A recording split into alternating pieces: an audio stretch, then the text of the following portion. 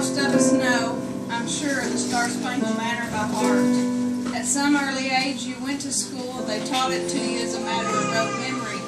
It's something that when we hear the familiar strains begin to sound, we stand, we sing, it automatically comes forth.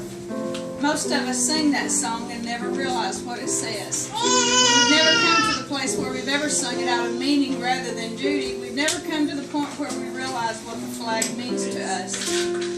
The Star-Spangle Banner is a song that our Congress has immortalized by calling it our national anthem. It's a song that was written by a man by the name of Francis Scott Key. He was of all things not a songwriter, he was a lawyer. The American government was engaged in the great fight for the colonies. The theme, could 13 independent states fused into a union that they said was God-breathed, could they survive? As the battle went on, suddenly the casualties grew heavy. Both sides, furious in principle, engaged in conflict and took prisoners. The American government came to Francis Scott Key and said, would you go and try to arrange a prisoner exchange? Would you go and see if you could arrange to have some of our American boys released and brought back to our colonies, to our soil? They said they have a large boat that lies just outside of Fort McHenry near Baltimore. And Mr. Key, in that boat, they have our men, and you'll have to go to them and see if they'll agree to this exchange. Francis Scott Key was authorized by the newly formed government to go and offer one British soldier for one British prisoner for one American, with hopes that they would agree to that exchange. As he made his way to that great boat, once on deck, he realized the immensity of its size. He was ushered into the presence of a man whom they called the Admiral of Her Majesty's fleet. He explained the principle, one soldier for one soldier. They deliberated, they thought, they questioned. Suddenly Francis Scott Key heard what was music to his ears. Yes, we will agree. You may take one soldier off of this boat for every British soldier you now hold prisoner whom you will give to us in exchange. Francis Scott Key was beside himself. He said with happiness he'd come in all, not realizing he'd even have a chance to secure the freedom of these boys, and now suddenly he realized he was successful beyond his dreams. And then he realized no one had yet told these boys they would be free. He asked the Admiral if he could have the privilege of going below that great ship's deck and telling the boys of their new freedom. The Admiral said, why sure. He made his way to the back of that boat. They loosed a great huge board and they lowered Francis Scott Key into the great bowels of that ship. And there suddenly he saw what he said would never be taken from his mind. There in the dark caverns of that ship, chained to each other, every third one fastened to the floor, held in place, young Americans. Most of them, he said, were broken in body. Some, he was sure, would not live out the night. Men, you're to be free. You're to go home tonight, tomorrow. We're going to reunite you with your loved ones. You're free. We've arranged for a prisoner exchange. You men are to be taken from these irons. You're to be restored. Do you hear me? He said they looked at him with glazed eyes. And then they asked a question which positively stymied him in his tracks. Mr. Key, are you telling us that you're going to let us out of here to go home? Yes. Are we to be allowed to fight again? Will they let us fight? Well, me and your country can't ask any more of you. Look at the price you've paid already. You go home. Let us honor you. Let us make you heroes. We want you with your loved ones. We don't want you in the war anymore, men. For you, the fight's over. The battle's done.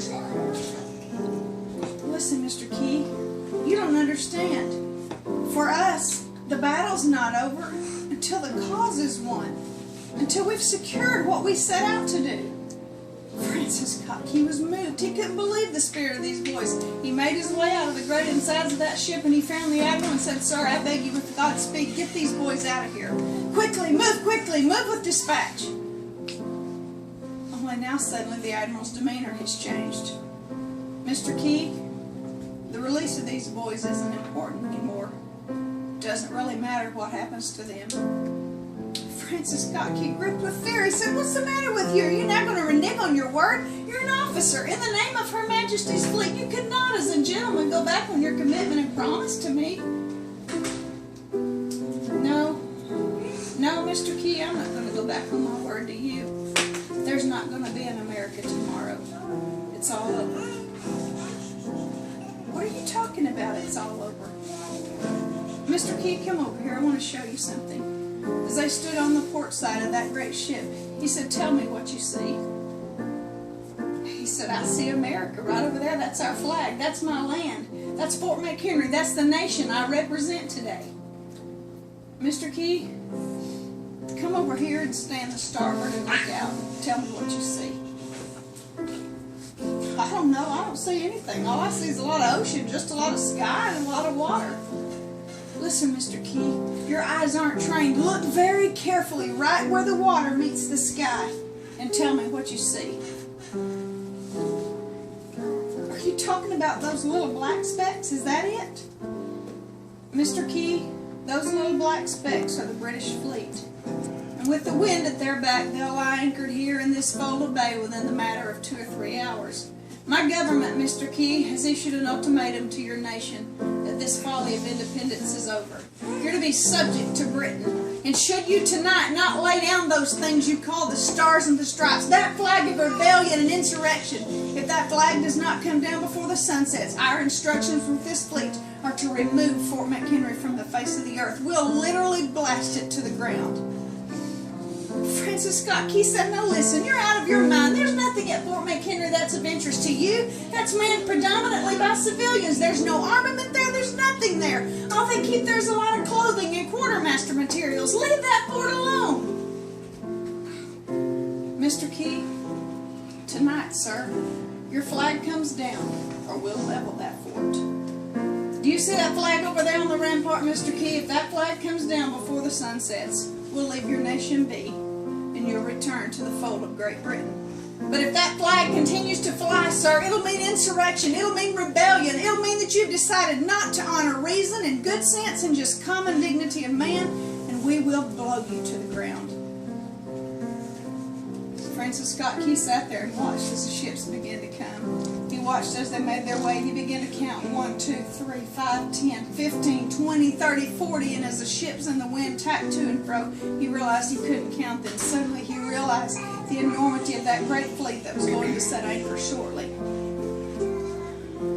Now he watches as the gunmen begin to prepare the cannons. He watches as they bring out the sulfur cakes, as they bring out the charges, as they bring out the rams. Suddenly he realized, my word, what an incredible amount of armament. And then he's reminded that no nation on the face of the earth has ever successfully withstood that fleet. He goes back down below now and sees the men inside the ship again, the prisoners, and he tells them of what he's seen, of the word of the admiral, the fact of what's to happen tonight, of the fact that the flag is to be lowered, and if it's not, Fort McHenry is doomed. Mr. Key, you got to do this for us. Somehow you got to tell them not to lower that flag. That flag can't come down tonight, Mr. Key. Listen, boys, don't you understand something? If that flag doesn't come down tonight, you may never get out of here. You may die and rot in here with your bones. Don't you understand? Listen, Mr. Key, it doesn't matter what happens to us. What matters is what happens to that flag. That flag's our colors. That's the flag we followed into the charge. That's the flag we buried our brothers in. That flag is America. Don't you understand something? She's God-breathed. You can't let them lower that flag tonight, Mr. Key. All would be in vain. Listen, boys, I can't do anything about it. I'm out here. I'm stuck. I'm like you. Listen, Mr. Key, tonight, sir, we're chained down here. We can't see light from dark. We don't know whether it's day or night. Listen, Mr. Key, there's some cracks in the decking. And tonight, if you'll come over and you put your mouth to that decking and you scream at us, Mr. Key, we've got to know. Don't leave us down here tonight without knowing what happened. Francis Scott Key went back up on deck where all the sailors of the fleet were, and he said all the eyes were trained on one flag, and it just furled in the wind. And everybody waited to see if someone would come forward and bring that flag down. He said as the sun began to set, he knew that that huge ball of fire, which would soon signal night with its disappearance, was about to bring darkness, and no man would come forward and lower that flag. The last that he saw was it blowing in the wind when darkness and quiet settled completely over those ships.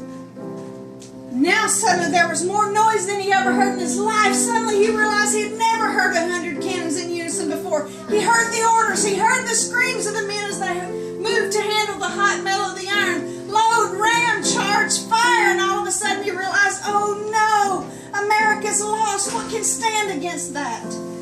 An hour and 10 minutes he watched. Then he heard some screams, Mr. Key, Mr. Key, do you hear us, Mr. Key? What's happening?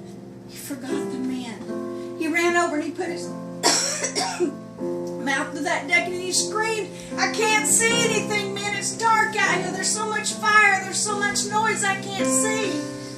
Listen, Mr. Key, listen. Mr. Key, you wait. When those phosphorus bombs explode, we hear them. You'll see everywhere, Mr. Key. You watch, you'll see.